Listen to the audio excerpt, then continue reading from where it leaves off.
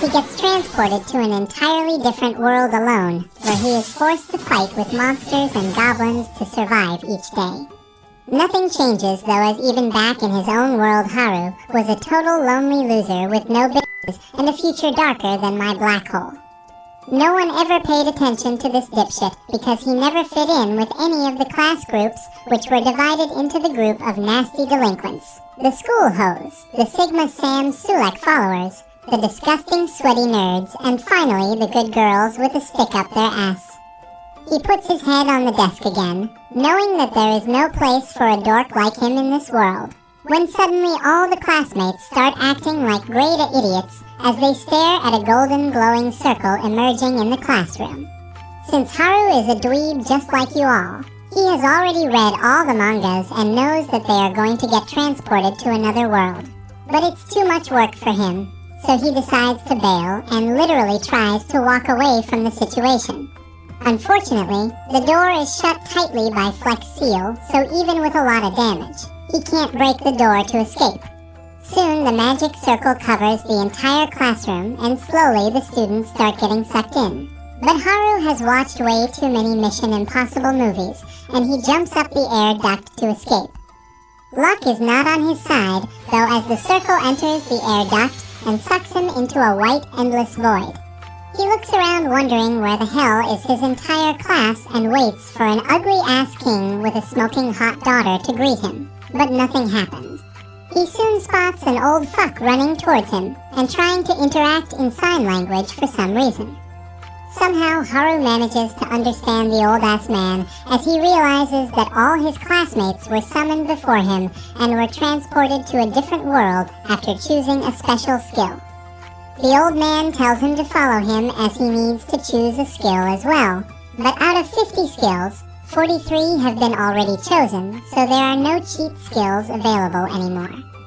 He realizes that he will have to take a lame-ass skill and somehow survive in the new world. But his hopes and dreams shatter once again when he notices that a jellyfish has better skills than the ones remaining for him. He realizes that he can never even survive a single day with these abilities and starts shaking the old man like a maraca. He shouts at the old man to stock up with better skills or learn how to count better than and not summon more people if he doesn't have enough skills. The old man ends up snapping and pushes him away, claiming that a person like him with the ick of a bowling ball wouldn't survive even with the best skills. So he simply gives him all the remaining skills and pushes him down to the new world. He can't believe his eyes when he turns around to see a huge forest surrounding him while he stands there all alone scared. He suddenly spots a pouch on the ground and picks it up to find out that it has unlimited carrying capacity, which is a pretty decent item, but even with that, everything inside of it is as basic as my girlfriend. He soon does a drip check and tries to check his stats, but suddenly 2 dices appear on the screen. He tosses them, and they turn to M on both. He has no idea what the hell it means, but the stats tell him to put all that on a single skill. He wonders whether M means minus or something, so he decides to play it safe and gambles it all on the luck stat. To his utter surprise, the M turns out to mean maximum, and now his luck stats are turned up to the maximum. He also finds out that since he is such a lonely incel, God has given him a pity ability with which he can tame wild beasts. He looks around to see whether any of his classmates are around, but there is no one in sight, so he decides to move forward and make his own house by taking inspiration from the 2 guys on YouTube that make houses form mud. He starts walking through the forest, when he starts getting weird that some huge monster will peekaboo him, so he takes out another skill item known as the contact lenses. To his surprise, the moment he puts it on, he gets the ability to see the stats of different things, which is a very important and helpful ability. He realizes that these abilities seem to be much more than what their name implies and happily moves forward as he checks his surroundings to find herbs that can improve his health, antivenom mushrooms, and much more. Coupled with his endless bag, he can easily collect as much as he wants and sell them as medicine for a huge profit. After rehydrating himself like a true Sigma male, he starts walking through the forests once again, where he suddenly finds an opening to a cave. He prays to the god that there are no monsters inside, and then enters it to find anything of use. The cave soon turns very dark, so he takes out his lantern and magic tent, which he can easily set up here and live peacefully. By the time night fell, Haru made himself more comfortable than Bear Grylls as he collects twigs and with his temperature magic, ignites them on fire, which will also keep the beasts away. He checks his stats once again, only to find out that a bunch of his skills got leveled up. But he is too tired to check them out, so he ends up dozing off. The next morning, he wakes up with a jolt and checks the surrounding area to make sure he is still safe and realizes that his monster-repelling techniques must have worked perfectly. He starts feeling hungry, so he lights another fire and takes out his pan before searing some mushrooms and beef jerky like a true food YouTuber. The food turns out to be pretty good, and he wonders whether he can live a life here as a muscled farmer, but realizes that he has no protein powder, so he goes out of the cave once again where he finds a bunch of herbs which can help him gain some muscles. While collecting the herbs, he hears a commotion behind him and finds a bunch of stupid goblins picking up shit from the ground. He immediately gets scared like the massive bitch he is and hides behind some bushes, while the brainless goblins start singing Skibidi Toilet. That's where Haru draws the line and takes out his stick before he can get affected by that brain rot. He wonders whether his wood will be enough to deal with the two goblins, but just to be safe he puts on some protection, and then rushes towards them before hitting one of the goblins on his big fat head. This wakes something up in him as he starts whacking the poor beast like a panada till he gets knocked out cold on the floor. The other goblin gets scared, but attacks Haru anyways. Fortunately for Haru, the goblin's attacks are pretty easy to read, so he easily dodges the strikes before whacking him on the head, and then firing a small magic blast that seals the deal. After that, he washes his face as the sun starts setting and decides to head back home as he worked a lot today. After reaching back into his cave, he roasts some mushroom like a total hobo, and checks his stats only to find out that multiple abilities have been leveled up. This is a very good news, but at the same time he wonders what will the goblins do with him if they find him in an empty cave all alone. He quickly shakes the terrifying thoughts away and quickly warms up a little with some exercise before heading back to bed. The next morning, he wakes up once again only to find mushrooms for breakfast, which is getting annoying already. He wonders whether he can find some meat, but immediately remembers how the vegans of his class would eat him alive if he ever said that. He quickly gets up once again and boosts his stats with some magic before heading out for the day with his trusty wood in his hand. He soon finds an item on the ground which again turns out to be a shitty mushroom. He throws it down to the floor and starts searching for meat which grows on trees like a total imbecile. Soon he comes to his senses and decides that he should simply start working on his magic skills, and boosts his stats once again. After that he starts running through the forest, and to his surprise, his speed has increased several times, as his body feels very light and fast. Moreover, even his attacks seem to be quicker and stronger, so he decides to test this out on a group of goblins nearby. He immediately jumps in the battle and bitch slaps the first goblin with his wood before smacking the second one on the head as well. This seems to enrage the goblins, though, as the jacked one grabs a club. But Haru hides behind some bushes like a total bitch and sneaks away while the goblins look for him.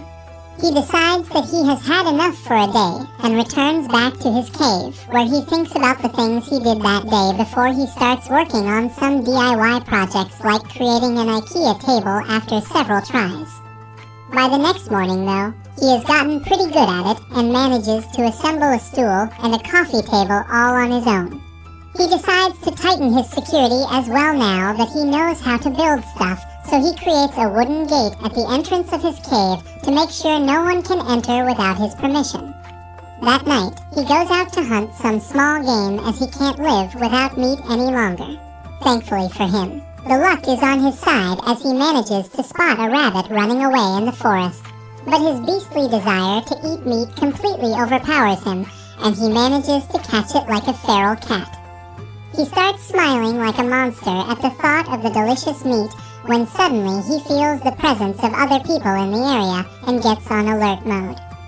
He looks around and, to his surprise and dismay, finds the group of delinquents walking towards him.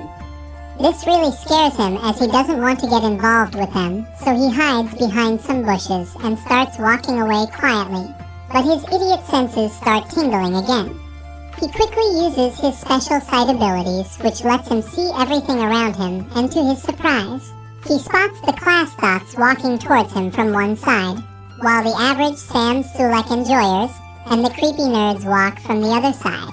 He decides that he wants nothing to do with them, when he suddenly spots the vegan girls led by the class president. He lets the bunny go and wonders whether he should meet with the class president, since she has been nice to him and he has known her since first grade. But he stops himself with sheer will as he thinks about how amazing it feels to be his own boss, and he decides that he will conquer this world alone. While celebrating his incel status, he ends up getting carried away and makes some noise, which immediately gains the attentions of the delinquents. Scared that he will get discovered and wedgied, he immediately jumps into the bushes, hiding away from the delinquent. The smug cunt, however, notices that something is wrong and immediately walks over to the bushes to check. But thankfully a bunny saves Haru, while the delinquents turn away bored and leave.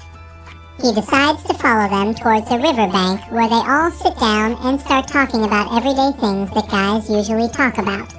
Haru is disgusted by their fatherless behavior and realizes that the class rep is very sensible and won't ever fall for guys like these.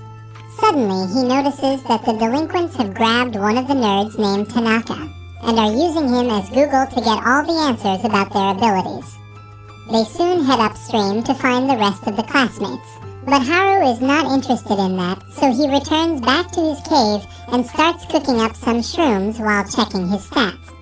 He notices that his loner skill got leveled up because he decided to stay away from his classmates. But even after this, he is still level 3. This is probably because of his skill known as the Master of None, which is basically ADHD, as he can't focus on leveling up a single skill. But at the same time, he is pretty good at almost everything. The other skill, named Blockhead, however, is a total mystery to him, as it just sounds like an insult. He decides to get rid of his anxieties by stress, eating like an average American girl, and heads back to sleep. Later that night, he is unable to sleep as someone is making a lot of noise outside, so he heads out, expecting to find the delinquents. But instead, he finds the nerds in an all-out battle against the goblins. They seem to be as skilled in martial arts as Joe Biden, which makes Haru chuckle as he wonders whether he should help these dipshits out. This all changes though when he checks their stats, only to find out that they have amazing cheat skills compared to his leftover skills and are much higher level than him as well. He remembers that his class is filled with top students, whether it be athletes, smart nerds, or children of celebrities, which makes him the only average guy in the class. He decides to head back to sleep as the nerds can defend themselves, when suddenly he feels a presence which puts him on alert mode. He turns around and notices 2 goblins creeping up on the nerds from behind, ready to shove their clubs up their asses. But Haru feels bad for them and decides to lend a helping hand. He immediately jumps in and whacks away both the goblins with a single swing of his thick stick, which knocks the goblins off. The nerds turn around, surprised to see Haru here, but they thank him for his help while Haru leads them back towards his cave. The nerds are shocked to see such an amazing cave, which is completely spotless and filled with all kinds of useful items and not even a single anime body pillow. They ask how the hell did he manage to do all that, and Haru replies that he knows earth magic and some other low magic skills which helped him set it all up. He then asks the nerds what happened to the other classmates, and this seems to silence everyone. The nerd with the glasses looks down before telling Haru that they are on the run right now. Haru is surprised by this and asks what he means. He explains that the day they got transferred into this world, all of them were in shock as they couldn't believe what the hell was happening, but the nerds quickly understood the assignment as they realized that they are in an alternate world and have cheat skills. The bitches were crying and the hoes were feeling bored, but the class rep was trying to calm everyone down. The delinquents noticed that the nerds were not as scared of this sudden change and threatened to beat them up if they didn't tell them everything they knew about this world. But before they could do anything, they get surrounded by a bunch of goblins. All the hoes started crying, and even the delinquents started acting like a bunch of bitches as they scrambled back into the corner. But this was the exact moment every single nerd in the world waits for, and the nerds took charge. They immediately take control of their abilities and use their knowledge about fantasy worlds to easily defeat the goblins. The average Sam Sulek fans decide to help, and together they manage to defeat all the goblins in the area. The class rep quickly took charge once again and led all of them into a clear area near the riverbed where they could actually see any danger approaching them. Soon after that, the nerds helped everyone understand the basic, and they all set up camps while the class rep distributed work between them. Everything would have gone well if the entire class worked as a single unit. But in reality, the hoes were the first who decided that they don't want T set up tents and work, so they left on their own. Realizing that leaving was an option, the delinquents decided to ditch them as well, while the class rep tried to stop all of them but failed miserably. And slowly, the entire class got divided into their own groups, and they all went their own ways. This left the class rep along with the nerds and a handful of other students who tried to work together as a team, but because all the others were so incompetent. The nerds were forced to take most of the work, including the battle against the goblins, and making sure that their camp didn't get raided. They also wanted to raise their levels as quickly as possible because they wanted to be safe from the two most dangerous skills which can control everyone. Unfortunately, both of the skills were taken by the delinquents who can't be trusted, and the only way to escape that spell is to have high level of magic resistance. The delinquents quickly learned about this as well, and to counteract what the nerds were doing, these useless wastes of oxygen started leveling up as well to make sure that their skills reign supreme so that they can take control of everyone else. The nerds told this plan to the class rep, who decided to train and get leveled up as well. Finally, after a couple of days, the delinquents managed to learn the mind control skills, and to their surprise, they conveniently found the class rep walking nearby. These worthless degenerates immediately try to use their spell on her, but the class rep had other plans and tased the shit out of them, forcing them to the ground. The nerds helped carry them back to the camp where their plans were revealed, and so the delinquents were kicked out of the group. Unfortunately, this was not the happy ending they were expecting, as these zero-ick losers decide to attack their own classmates and started burning down the camps and chasing after the nerds to teach them a lesson. The entire camp was destroyed as no one dared go against the delinquents with the mind control abilities, and this really broke the nerds who worked so hard for the camp. Moreover, the class hoes started showing their honus as they blamed the nerds for everything, as they shouldn't have picked a fight with the delinquents when they couldn't back it up. Slowly, the entire class turned against them, and only the class rep spoke up for them. But because the situation was too awkward, they decided to leave. Haru was amazed after hearing all this and hugged them tightly, claiming that they are actual heroes, and decided to treat them all to a party where they stuffed their faces with shrooms like Mike Tyson on a podcast. The next morning, Haru bid them farewell with a bag full of shrooms, while the nerds asked whether he would want to join their team as he fits the closest with the nerds. They claim that they are heading down to the nearby town to become adventurers, but Haru tells them to f*** off as he is a loner and literally shoos them away like a dog. Haru decides to check up on the rest of his classmates, especially the class rep, but on the way he ends up running into a rabid wolf. The wolf monster f***ing bites him in the arm, but Haru manages to bonk him on the head, knocking him out before moving ahead. By the time night falls, he finds the area where his classmates were camped earlier, but he finds only the remains of a camp there. He quickly uses his tracking skills and starts following the footsteps when he suddenly senses the hoes coming right at him, so he tries to hide and move away. Unfortunately, the hoes discover him and shout at him to stop, but he runs like a madman knowing that he shouldn't stick his wood in crazy. But the hoes force him to stop and ask him whether he knows where the nerds are. He asks whether they want to make the nerds run errands for them. But the hoes tell him to shut up as they have realized their mistake and the fact that they were alive just because of the nerds till now. He tells them to let it go as the nerds are long gone by now, and the hoes can only chase after them if they know how to satisfy all the monsters on the way. He tries to make sure that they don't chase after the nerds and die a pointless death. But to his surprise, the hoes start crying for no reason. They start screaming that they simply wanted to apologize, and the captain of the hoes begs Haru to teach them how to survive till they can find the nerds. The hoes promise to give him the Super Ultra Guac Guac 2000 after spitting on his thing if he agreed to teach them, so Haru agrees. The girls follow him like a bunch of puppies lost in the woods and attack anything that Haru kills. He notices that one of them is hurt, so he gives her some of his potion. But the dumb bitch doesn't understand that it's not champagne and simply throws it all over Haru.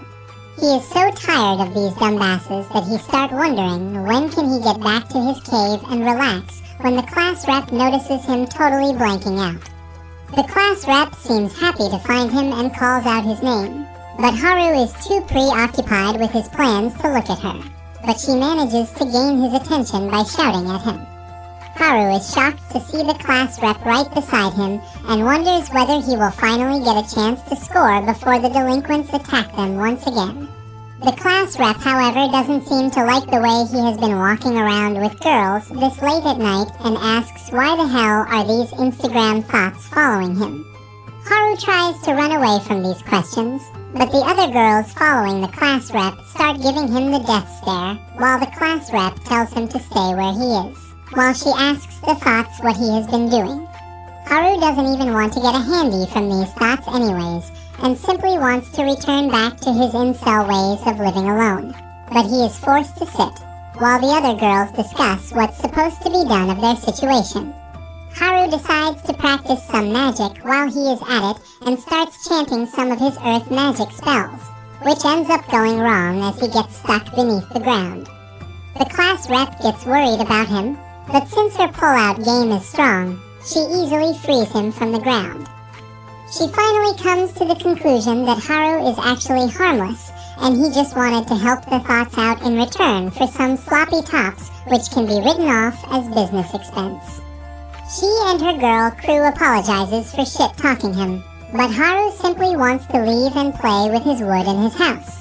But the moment he mentions a home, the girls get interested asking whether he was born here. Haru realizes that these girls have the collective ick of a toaster and tells them that he came to the world just like them, but had free time so he made a home for himself. These gold diggers immediately start having a group meeting again when the class rep asks how big is his house. Haru thinks for a moment and replies that he can easily fit in around 240 people, and if he removes some of his furniture and bathhouses, then maybe even more. The girls are shocked to hear about the bath, while the class rep screams at him for living in such luxury while the rest are living like Bear Grylls. Finally, the class rep gathers all her courage and asks him whether they can stay one night over at his place. This really short-circuits his brain as he starts imagining these girls in satin shirts while the class rep shouts at him to stop having scandalous thoughts. They soon start walking through the woods, and somehow this motherfucker is equipped with Google Maps, as well as he simply follows the arrows at night while the other bitches are having trouble seeing what's in front of them. After walking for what seemed like an eternity, they finally reach his house where they all start breathing hard, while he welcomes them to his not-so-humble abode. They immediately start ogling at all the luxurious things that he has in his life, while Haru wonders whether he speed ran through the harem-making process. Things take an amazing turn when these girls finally spot the bathroom and their clothes come off just as fast as I last in the bedroom. The girls immediately jump into the bath together, while Haru stands outside wondering whether the forest life has turned their femininity into savagery. Haru finally decides to call it a night and feels very happy to have his own space outside. But even that is interrupted by the class rep who enters his tent and starts yapping about how the other guys left them all alone in the forest and how hard it was for the strong and independent girls to survive without their Stanley cups and their iced pumpkin spice lattes. But Haru's home provided them some much-needed relief. Haru tells her that she did a great job keeping their spirits high and protecting them throughout this journey, and she shouldn't compare herself to these weebs who have been working all their lives in the hopes of getting transported into an alternate world. The class rep thanks him for his kind words and returns back to the house where they get a good night's sleep while Haru gets some weed and starts imagining the girls while practicing how to create a protein shake. The next morning, he wakes up hoping no one shines a black light in his tent when he spots a purple-haired girl in his tent. He wonders whether this is the part where he finds a stepsis from Alabama, but the girl turns out to be one of his classmates.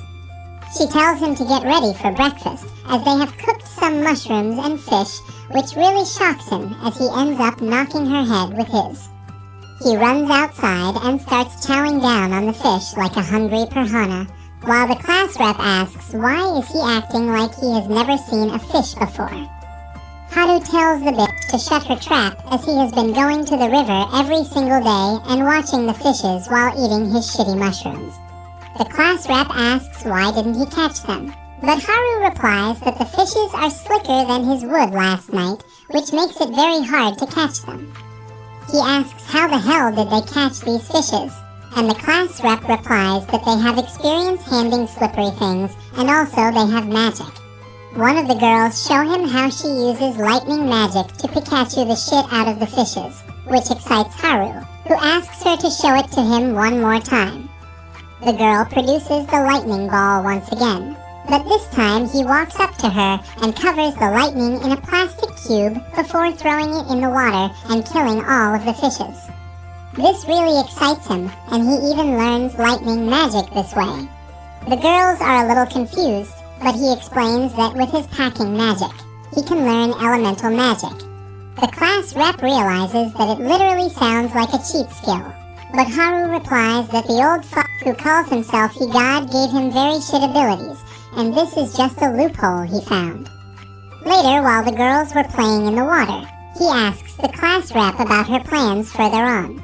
The rep replies that they plan on finding their way to the nearby city and then find work over there. Haru thinks for a moment and claims that right now they are not very strong and independent and will need to raise their levels. The thoughts get mad at this as they are wearing skimpy clothes, which obviously means that they are empowered. But Haru knows that they are nothing more than dumb harlots. The class rep asks whether he can help them raise their level, and Haru immediately agrees and begins their basic training. When he asks about their levels though, he finds out that the lowest level amongst them is 16, which is crazy because he is still level 7. He wonders what he can teach them when they are already much stronger than him, when suddenly the bushes behind them rustle. Haru calls for their attention and reveals that a bunch of wolves have been hiding and waiting for their chance to bite their juicy peaches, and as a test, he asks them to fight. The girls seem overly confident like any empowered woman of this generation, but at the end of the day they turn out to be totally useless and get their ass handed to them in a terrific fashion. After that disgraceful performance, they all enter Haru's tent and start contemplating their future plans, as they don't have any skills, so all they can do is either return back to the kitchen or find a sugar daddy. The class thoughts immediately decide that they will easily find a rich man and the rest follow suit. Feeling empowered once again, while the pink-haired girl from the morning apologizes for entering his tent without his permission, as she just wanted to make sure that he was a harmless incel and not like those delinquents. He tells them not to worry and sleeps in his tent, only to wake up to a delicious breakfast with fish once again. While he was eating, he overhears some of the girls returning back to the forest to try and defeat the wolves with their womanly charms, I guess. But thankfully the class rep stops them and tells them that they have to practice. So, the practice begins as they start fighting against lower level goblins. But these pathetic bitches are so trash that even the garbage truck refused to take them. They all lose one by one, but after some more training, the day for rematch finally arrives. The wolves seem pretty confident about themselves and even start talking smack. He wonders whether this would encourage the girls to fight, but some of these idiots are sleeping, while others are finding excuses to get out of the fight. Thankfully though, not all of them are useless, as the pink-haired girl takes the initiative and soon some of the other girls follow. Even though their execution was spotty, they manage to defeat the poor wolves pretty easily and party afterwards, even inviting one of the wolves to their room tonight for a rave. Haru lays down thinking that his job with these dumb hoes is done, but the class rep soon arrives and asks when are they leaving for the nearby town. This catches him by surprise, as he never planned on going anywhere, but these bitches be crazy and they force him to accompany them to the city. The next morning, he is forced to pack up all his stuff with the pink-haired girl, while the class rep gives everyone a pep talk. She soon turns her attention towards Haru and realizes that he literally wants to pack everything he can in the small bag.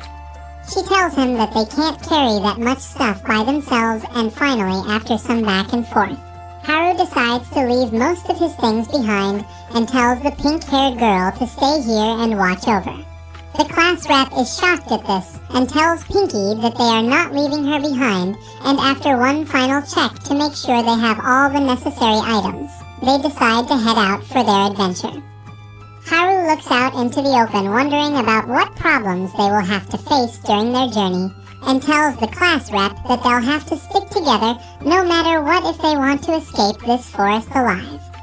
Unbeknownst to them, that night when the rain started coming down, one of their classmates who was left alone runs through the dark forest, stumbling over roots and rocks, running away from a hidden attacker. His marathon ends soon though, as he finally falls to the ground and turns around to face his cloaked attacker, begging him to let him live as he doesn't have the abilities he is looking for. But the cruel attacker doesn't seem to care and starts choking the poor boy without even asking for consent or deciding on a safe word. As expected, the boy soon gets game ended, while the attacker moves through the forest again, looking for his next victim. The next morning, they continue their journey through the forest as Haru realizes that he needs to stay with the girls at all times to make sure they are safe from the delinquents who are after them. They decide to try and leave the forest as soon as possible, as they were not feeling safe inside. But while walking through an empty plot, they suddenly come face to face against a giant orc wielding a massive club. Haru tells the girls to hide behind the trees as he doesn't want them hurt, and orders them to watch him closely so they can also learn a thing or two about survival in the wild. He gets ready to face off against the orc and starts comparing the difference between their wood. But he knows that size doesn't matter, so he uses the orc's slow movements to his advantage and disappears from the area, leaving the orc confused. He chuckles and stays hidden behind the trees, while he remembers that the orcs have very high physical resistance, so hitting it with a stick would be a dumb move. Instead, he needs to use some sort of magic attack against it, which can do much more damage. He quickly opens his stats and starts looking through any magical abilities that he could use. But he realizes that he only has some basic elemental magic, which he uses for cleaning, vacuuming, and dusting the floor. Before he could come to a decision, however, the orc manages to find him and smashes the tree into 2 pieces. The angry fatty starts swinging his club, reminding me of my toxic ex. But unlike me, Haru is good at dodging crazy bitches, so he keeps falling back while trying to figure a way out of this problem. Finally, he takes advantage of the orc's pea-sized brain and with some fancy moves, appears behind the fat idiot, smacking him in the dome with his stick, proving that stamina is better than size. The orc slowly falls to the ground unconscious, while the size queens watch from behind the trees, shocked to see the fatty on the floor. Haru himself is shocked, as he never expected the orc to be defeated this easily, since the nerds told him it's resistant against physical damage. The girls seem annoyed since they can't learn anything from this, as he didn't even use magic. He apologizes and promises that the next fat idiot they meet will be killed only using magic. It doesn't really take them long to find their next opponent, as a stupid orc was minding his own business walking towards his skibidi toilet. When Haru decides to riz up the girls with his unlimited aura and creates a small fireball in his hands, he expected the magic to not be very effective since this is the first time he is using it. But when he shouts Kobe and throws the ball at the orc, the ball explodes in its face, killing the beast with a single headshot. The girls again are shocked, as there is no way they could learn anything from that display of power. Regardless of that, they have a pretty successful day, so by the time night falls, they create a campfire and start doing their natural jobs by creating a kitchen and cooking food. Meanwhile, Haru stays busy creating traps around their campsite and making sure their tents are protected by both monsters and any other enemy. Suddenly, he detects someone coming their way, so he immediately jumps into action and hides behind a tree. He realizes that the intruders are humans and expects the delinquents to come through. But the intruders turn out to be the jocks looking for some creatine in the wild. Haru is relieved to see them as compared to the delinquents. They are much nicer. They seem to be surprised to see Haru in the wild and claim that they were looking for the girls as they wanted to warn everyone about a new dangerous ability that they have just found out about. Haru is immediately interested while the roided-up jock tells him about a secret ability known as hijack, which is even more deadly than the mind control abilities of the delinquents. They claim that they can't trust anyone now, so Haru decides to prank them and pretends to have the hijack skill. The jocks, however, simply laugh it off, claiming that even if he had the hijack ability, it won't matter as he would stay shut in inside his house. Haru takes offense at this and claims that he actually has an ability called servitude, but the jocks claim that it's 2024 now, and they don't vibe with the whole slavery thing even in the South. After that, they bid Haru farewell, telling him to be on the watch against the person with this hijacking ability as they walk off into the forest to look for some protein shake. The next morning, the girls get ready to get some weapons training, but while they were busy doing makeup, Haru decides to go into the forest to let one out, but the class rep ends up following him. She stops him and asks where he was last night, and Haru honestly replies that he met up with the jocks who warned him about a hijack ability. The class rep immediately looks a little pale as she starts squirming before bowing her head down and apologizing for hiding something important. Haru is not a dumbass, though, as he already guessed that she probably has the hijack ability. The class rep is shocked to see Haru look so calm, as she asks where did he find out about it. Haru replies that he is not as dumb as those creatine-guzzling numbskulls and deduced that much from her behavior. The class rep still looks confused as hijack is a pretty scary ability, as it gives her the power to steal anyone's skill after killing them. Haru tells her not to worry too much about it, as the nerds know what they are doing as they already are trying to seal the mind control abilities of the delinquents. But even after knowing about her hijack abilities, they didn't bother changing anything, which simply means that they trust her. Haru feels the same as he tells her that he is pretty relieved to know that she has this cheat ability, as he knows she won't use it to hurt anyone. The class rep feels very relieved after hearing this, and she starts smiling at Haru, which really gets his juices flowing as he decides to run into the forest to bust one before starting the day. When he gets back to the camp, he starts selling Nut Shake Cocoa Optional for some reason and starts asking for money. One of the thoughts immediately agrees to sell her body instead, and Haru obviously agrees to the deal, but the class rep immediately shuts it off, as she is not going to let anyone get pimped out. The thought, however, feels pretty bummed, as she really wanted that nut shake, so Haru decides that they should better start walking to get their brains running again. They start making good progress when Haru suddenly spots the river up ahead and tells the class rep that he will be going ahead to scout a bit while she makes sure that the group is safe. The class rep wanted to stop him as he went into the forest this morning as well and came back with suspicious coconut shake. Haru, however, doesn't listen and uses his super speed to launch into the forest and then starts using his magic infusion skill to make his body lighter. This gives him the ability to be more nimble as he jumps onto trees before launching himself up in the sky to get a better view. He quickly realizes that they have covered a lot of ground, But this dumbass forgot that he has no landing gears, so he cartoonishly tries to float in the sky, but obviously fails and comes falling down to the ground, barely surviving with 1 HP. By the time he returns back to the camp, it's already nightfall, and the class rep gets pissed to see him all bruised up.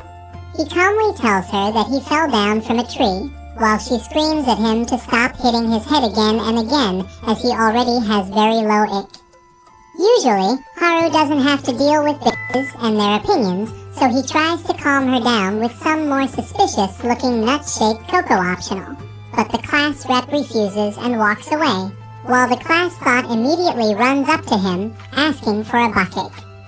Because of his scouting, though, they found a much faster way through the forest the next morning, and after some bitch crying, some water sports, they end up running into a bunch of orcs.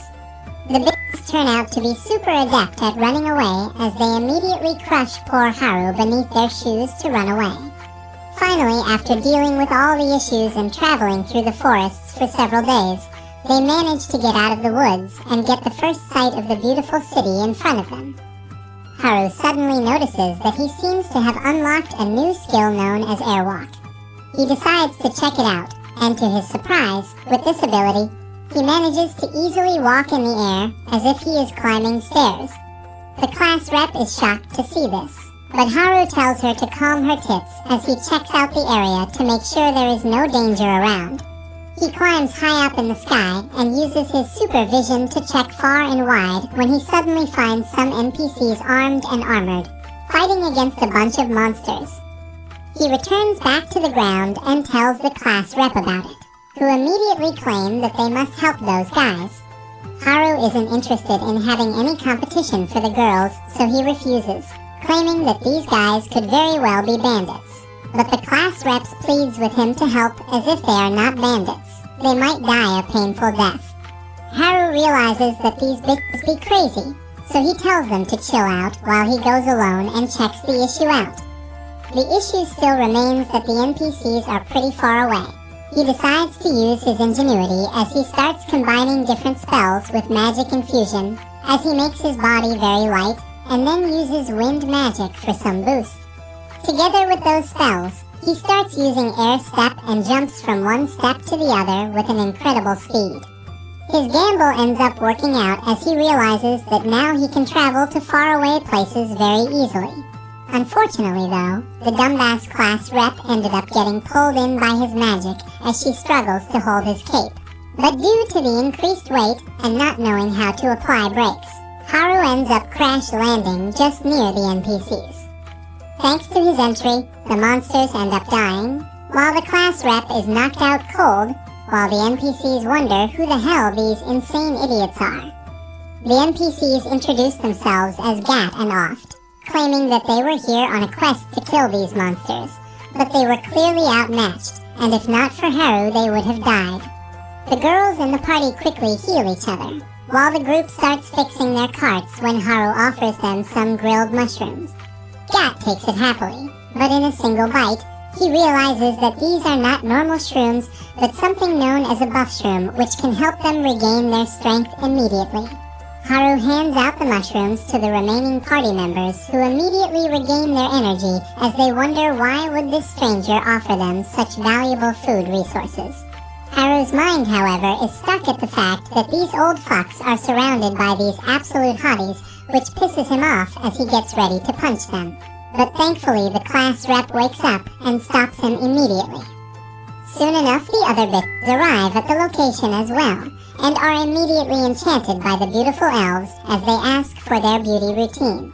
For helping them survive, the NPCs decide to escort them all the way back to the city, which is a huge accomplishment as the girls happily enter the city, waiting for their next adventure. Haru is pretty happy to see that the girls seem delighted by the new city as they run around the town circle, checking every single shop while Haru wonders whether he should leave, since his job here is done. While Haru chills with his Jack Daniels, the bitches seem to be going crazy as they look at all the buildings that look like cupcakes, which gets their mouth watering.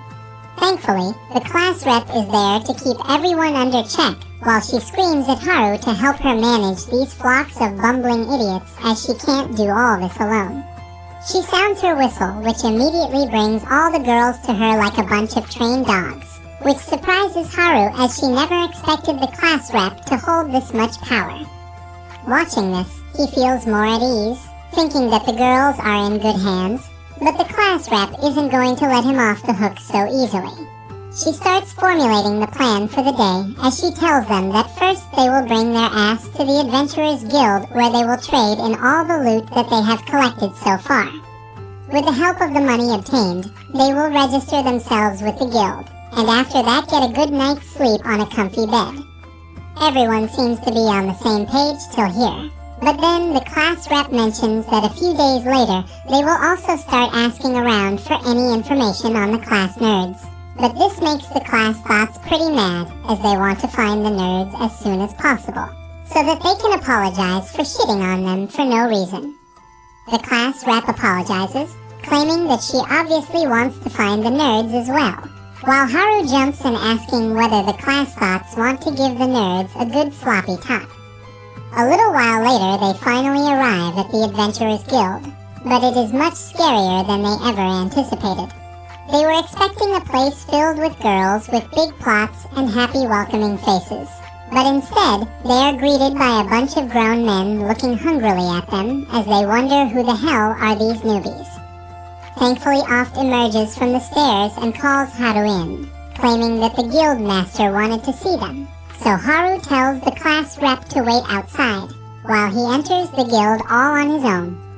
As soon as he enters inside, all the adventurers start staring at him, while Gat directs him to go inside where he finds an angry-looking guild master who asks whether he is the Haru who fought against the wild beasts. Haru gets scared and wonders if he should simply run away, but he decides to bite the bullet and nods in agreement. Suddenly, the entire atmosphere changes as the guildmaster starts shaking his hands, thanking him for saving the life of this party, as without him Oft's party would have been dead. Haru is pretty shaken up by this meeting, but decides to head downstairs where he finds an open reception. He decides to trade some of the emerald crystals that he harvested along the way. The four-eyed girl at the counter claims that she can appraise the crystals and give him a fair price for it.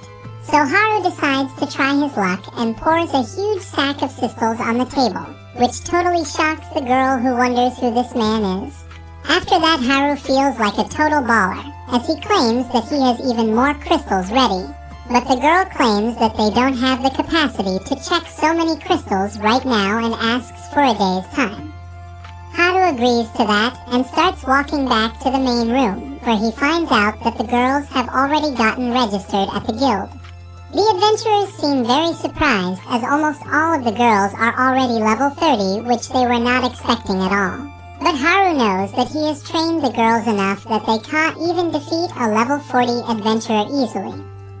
Finally, one of the class thoughts pushes Haru inside to get registered as well, and even though he didn't have any plans on working as an adventurer, but he still decides to try his luck, as this is the time where he can impress all the girls and kiss his incel life goodbye. He proudly enters the room where a blonde girl checks his stats, but calls him a loser, claiming that you need to be at least level 10, and also be in a party to even register at the guild. This totally breaks poor Haru, who falls to the ground as he starts begging for a second chance.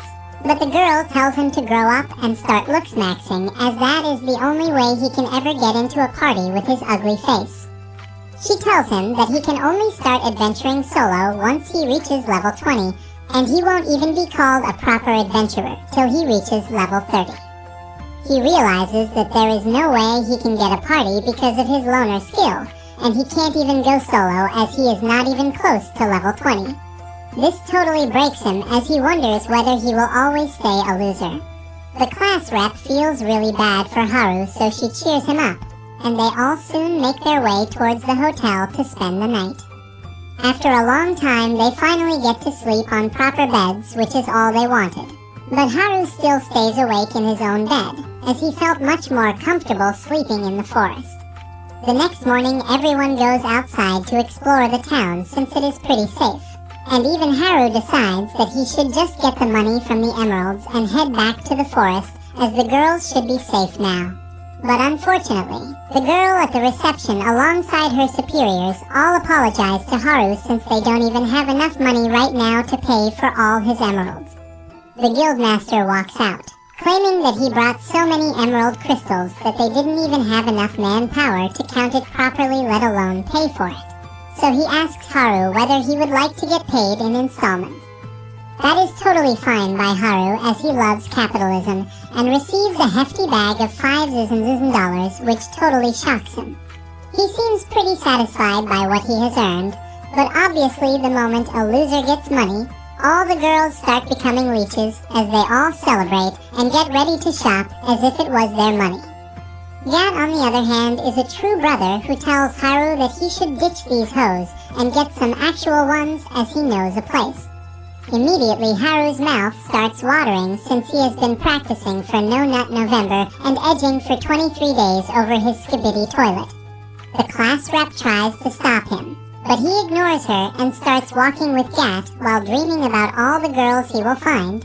But he is disappointed yet again to see an old worn-down shop at the side of the road. Haru looks pretty disappointed, but Gat promises that this shop sells only the best items found in the dungeons. Haru soon starts looking through all the items on sale and realizes that Gat wasn't lying, as these items are definitely pretty unique and interesting. This sends him on a shopping spree as he starts trying on different weapons, armors, and magical items while he puts them all in his cart when, after shopping for an entire day, his eye falls on a special necklace.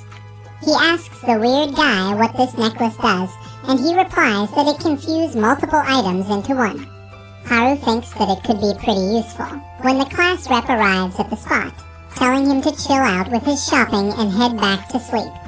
Unfortunately, Haru ends up slipping and accidentally fuses all of the items together. The weird guy/girl is horrified at this as she cries, claiming that he can't fuse before purchasing as all those items are worth over $60,000. This shocks Haru as he goes into depression, while Gat tries to negotiate the price a bit, while the class rep apologizes, claiming they only have $50,000. A couple of days pass by after that, and Haru is still depressed as he is broke now, and there are still so many things he wanted to buy. He doesn't even go out to hunt for more crystals, as he can't go on quests before turning level 20, and he can't even try to merge with the girls, as the class rep will catch him and put him back in his towers. After thinking for a while, he decides that now is the time to leave the city life behind, so he grabs Harry Potter's invisibility cloak and walks right past all the girls in the area. After leaving the tower, for some reason this giant dumbfuck removes the cloak and starts running like a crackhead across the streets and decides to Parker his way out of the city walls. But he is not as cool as he thinks he is and breaks his nuts on top of the walls, while the sports girls from his class watch him slowly slither down the wall in pain with the knowledge that he will never become a father. His plan fails spectacularly, and he is sent back to the tower, and the next day the class rep tells him to stay back and be a nice boy as a punishment for trying to run away. Haru pretends to agree with her orders and promises to stay put, but the moment they are off, he quickly gets his cloak and simply walks through the city once again. But this time he keeps his cloak on. He simply walks past the giant dim-sum-looking mother at the gate and soon exits the city walls and starts running towards the forests. On the way he spots a destroyed village and a bunch of goblins nearby, which he ignores since he is no hero and keeps making his way towards the jungle. On the way he also spots a carriage being robbed by a bunch of men, and he stops for a moment wondering whether he should help, but realizes that these things probably happen every day in this world and tries to ignore it. Before he could run away, though, one of the robbers throw a spear at him, which he dodges while the others get ready to attack. He tells them that he just wants to be alone, but they start making fun of the way he speaks, which brings back some old memories, and in his anger, he literally starts roasting them. The robbers soon decide to fight back and start using their special abilities to attack him, which could have been dangerous. But these idiots were just bots who could only spam a single spell and soon tire themselves out. Soon enough, a bratty girl walks out the carriage and introduces herself as Mary the Noble Girl and thanks him for saving her from the bandits, and begs him to accompany her for the rest of the way as she is scared that more bandits might attack her. In return, she offers him a Guac Guac 2000, and even though Haru wanted to return back to the forest, he can't skip on an offer like that and agrees to escort her through the dangerous forest, wondering what monsters are waiting for him along the way. Soon, they reach the city, and Haru doesn't get what Mary promised him. He becomes impatient and thinks that he should have not accepted her request as he paces up and down the waiting room in her castle. He decides to go back to the forest immediately, but Mary comes down after changing into some fresh clothes and acts upset that Haru is trying to leave even though she is planning to treat him very well. He has no choice but to go along with her, and to his surprise, her way of saying thanks is better than he expected. She treats him to a full-course dinner that would make vegans choke and die. He begins deep-throating the meat like a savage, and Mary is irritated by his lack of manners. Anyway, she rewards him with a pouch of money and a VIP identity card that can allow him to enter and exit the city as he pleases. However, much to her irritation, Haru doesn't pay her any attention cause he is busy gulping down the food. The next day, he gets surrounded by the class rep and other girls who want to know where did he spend the last night. Haru tells them that he got invited to the house of this town's mayor, and assures them that it was not because he was trying to escape to the forest. The girls believe him, and then leave for the forest themselves to level up and get some resources. Once they are gone, Haru gets ready to leave the city as well, and this time, he is confident that the identity card is going to get him through everything. Before leaving, he buys some stuff from the weird guy's shop and some food for his comfortable loner life in the forest.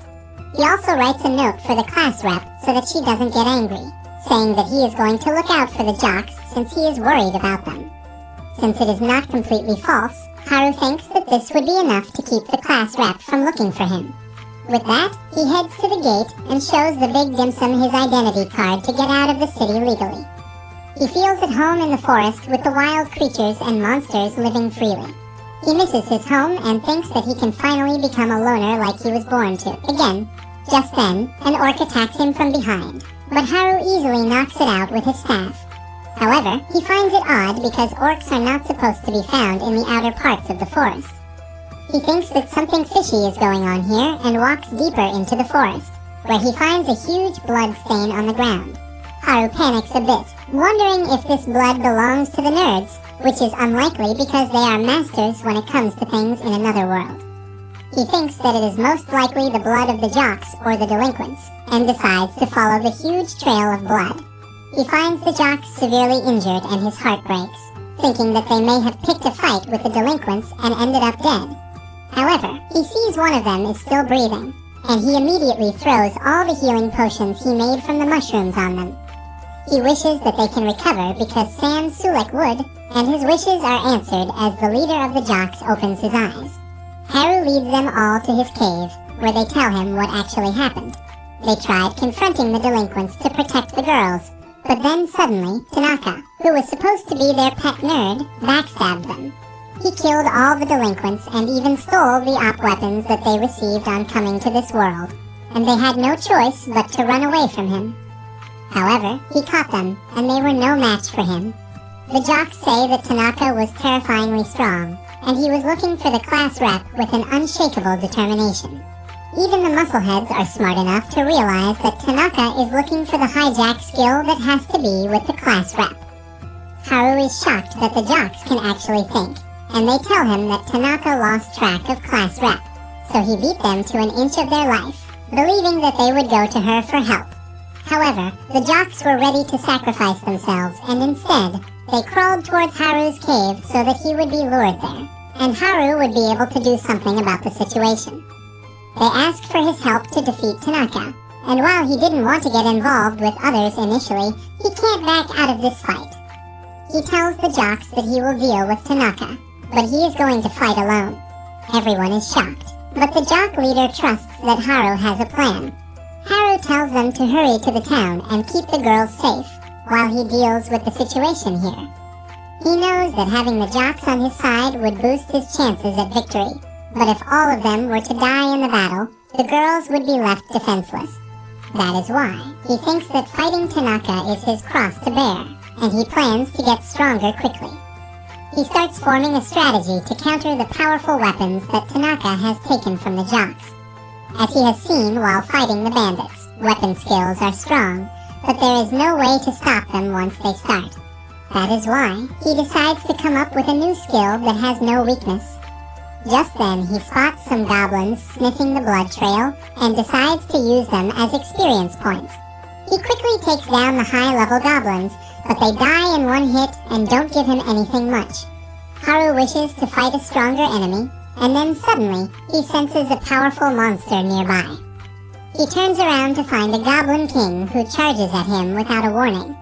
Haru can only dodge the Goblin King's ruthless attacks and realizes that he is using some kind of weapon skill.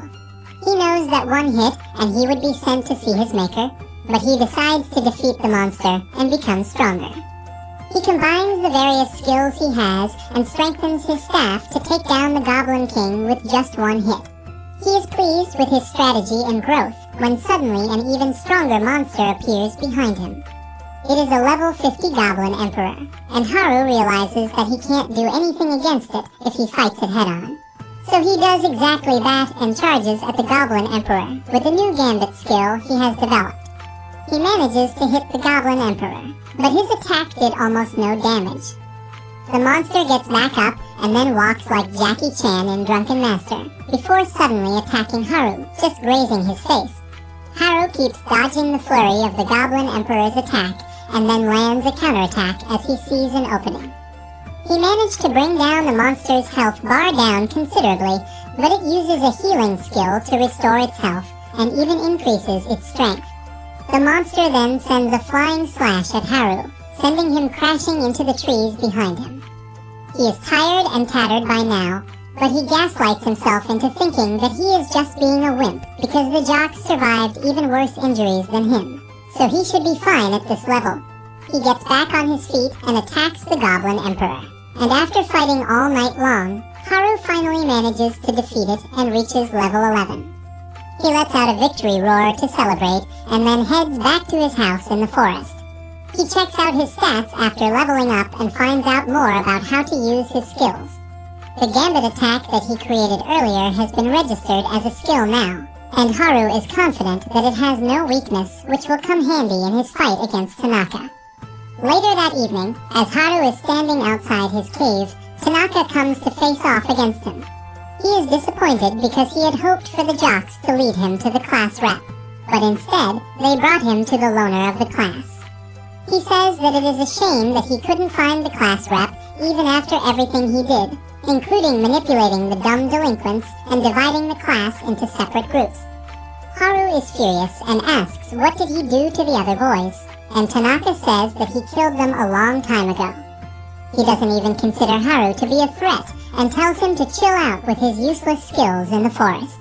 Haru points his staff at him, and Tanaka tells him to get his dirty and smelly stick away from his face. That's what she said. Haru tells him that even though he is a loner, he will protect the class rep, and Tanaka grins menacingly as he says that he will kill him first in that case. Tanaka unleashes his full power and sends some rocks flying at Haru as a warning. He then says that back in the White Room, when everyone was selecting skills, he went last and made sure that all the leftover skills were trash. He smirks, asking Haru if he can defeat him with those worthless skills, and then sends some bigger rocks at him. Haru gets ready to defend against them, but then Tanaka uses his unique ability called Tweak. As a result, Haru's body starts tweaking, and he finds it hard to move. Despite that, he dodges the rocks, somehow, and then Tanaka summons crystal spikes right under his feet. Haru evades them too, but he is exhausted now because his body is feeling much heavier. Tanaka admits that he is better than he thought, and then asks him how long has he been suspecting him. Haru replies that he doubted him from the very first moment. He knew that Tanaka would either go with the nerds or become a loner, but he was shocked to see him with the delinquents, and thought that there must be some reason behind it. After that, Haru asks him when did he start acting on this plan. Tanaka reveals that he thought of it as soon as they were teleported from the classroom. He missed out on the hijack skill, but then he saw the tweak skill that can manipulate the target slightly, so he chose it. He manipulated the stupid delinquents, and the rest is history. Tanaka says that they have talked enough, and ties Haru's foot with a vine. He then shoots a powerful fire spell at him, thinking that this will be enough to kill him. But to his surprise, Haru absorbs the flames into his staff thanks to the power of the herb that fused with it. He immediately goes on the counter to strike Tanaka down while he is still in shock, but it turns out that Tanaka was just acting. He pulls out a sword from his ass to block Haru's attack and then pushes him back. Next, he summons all the weapons in his arsenal, saying that he will finally get to try them all. He charges at Haru with a sword and quickly changes his weapons with each strike. Haru is completely on the back foot, and he can barely defend against Tanaka's unpredictable and swift attacks. He tries to hide in the bushes, but gets hit with a powerful attack that sends him flying to the other side of the river. Haru realizes that he is not strong enough to face Tanaka, and then wonders how can he use so many weapons and powers at once. Tanaka comes there and asks him to give up, but Haru gets up and asks if he is using the copycat skill to copy the abilities of their classmates. Tanaka affirms and adds that he was planning to use this to copy Class Rep's hijack ability and then kill her to get his hands on the real deal. After that, it won't take him long to kill everyone and steal their abilities as well. Haru realizes that he is against his toughest enemy yet, and Tanaka starts attacking him with different weapons. Haru tries to fight back, but only hits an illusion, and the real Tanaka is behind him. He thinks that this tactic won't work, so he points his staff to the ground, and Tanaka thinks that he gave up. He charges at him, but Haru dodges his attack by aping Goku's Ultra Instinct, and then asks Tanaka if he can use one copied skill only 3 times. That hits a nerve and Tanaka begins to panic. He loses control of the situation, and Haru says that he figured out the weakness of his copycat skill a long time ago, and made him waste his copied abilities on purpose. Tanaka is furious that he got played, but Haru knows that he is still holding at least one copy of each skill. Tanaka attacks him in desperation, but Haru dodges his attack and then knocks him back with a kick. He decides to finish him quickly using this opening, but then Tanaka suddenly fires a powerful shot at him, causing him to stop. He is determined not to lose, so he decides to use his ultimate weapon. Tanaka summons a dagger and moves towards Haru rapidly, dealing him 2 quick strikes before vanishing and appearing above him. Haru dodges everything, but as dust fills the air, he realizes that this was just a decoy, and Tanaka has something else up his sleeve. He is right, because Tanaka is hiding behind a rock, charging up his ultimate ability called Instant Death. He hits Haru with that, and true to its name, the skill ends his life instantly. He falls to the ground, and Tanaka comes out to laugh like an evil genius. He stomps on Haru's head and decides to go on his way, but then suddenly, Haru gets back up and asks why is he leaving so soon. Tanaka freaks out and asks how the hell can be alive after getting hit by instant death, and Haru reveals that he has the general health skill, which makes him resistant to status effects, and instant death is one of them. He also has his luck stat maxed out, which means that the success rate of instant death was greatly reduced. Tanaka loses his mind and asks why did he collapse then, and Haru says that it was an act. Tanaka still can't believe it, and says that it should be impossible for him to move so swiftly when he was under his tweak skill, and Haru reveals another secret. He used another skill called Blockhead that allows him to control others like a puppet, and he used it on himself to counter Tweak's effect. Tanaka can't control himself anymore, and he immediately begins spamming his weapon skills at Haru, who easily blocks them. The nerd falls to his knees, unable to believe that his perfect calculations failed. He recalls how he was always bored at school because he was a genius ahead of everyone. He wished for a way to cure his boredom, and then he was teleported into this world with the rest of his classmates. The moment he saw the skill list, Tanaka knew the choices he should make to make his life most thrilling. He was more than willing to kill his classmates for that, and thought that once he got all the abilities, he would be perfect and unbeatable. He can't believe that he lost to someone with useless skills, and in the madness, he charges at Haru recklessly. Haru easily disarms him, and thinking that Tanaka has ran all out of tricks, he goes ahead to finish him. However, his sword returns back and pierces Haru, who realizes that Tanaka was still hiding his remote control abilities. Tanaka declares that he still won in the end as he begins slashing Haru, but then Haru punches him away. He managed to block the damage with his packing skill, and then decides to end the battle by using the Gambit skill to deal a blow that Tanaka cannot dodge. Tanaka loses his consciousness and falls to the ground, and Haru walks away, saying that even though he doesn't have any op abilities, he has his tricks. However, he is also completely worn out now, and the damage has finally started showing its effect on his body. He doesn't have the strength to keep moving, and he falls to his knees, thinking that this is the end. He thinks about the class rep and his friends just as he is about to lose consciousness, but then someone supports him. Haru opens his eyes and sees the nerds there. He is disappointed that they came too late, but they tell him to complain later. They feed him some healing potions and support him as they walk back to the town. Haru asks them what are they doing in the forest, and they reveal that when they were returning from a hunting trip, they saw their classmates and learned from the jocks that he was trying to fight Tanaka. So they immediately rushed to help him, but they were a bit late. Soon, they reach the city and everyone is waiting for them at the gates. The girls surround Haru as they offer themselves as his reward, but he nervously walks away from them and high-fives the leader of the jocks. The girls drag him inside, and the vain TikTok bit apologize to the nerds for their past actions. Haru thinks that this is the happy ending everyone wanted, and now he has no role here. He decides to sneak out while everyone is busy, but class rep stops him and asks where the hell is he going. He freaks out, and then she suddenly hugs him, saying that she was really worried about him. Haru apologizes, but the class rep tells him that an apology won't be enough. She has gathered all the girls in the class who are going to scold him for sneaking out of the city without telling them.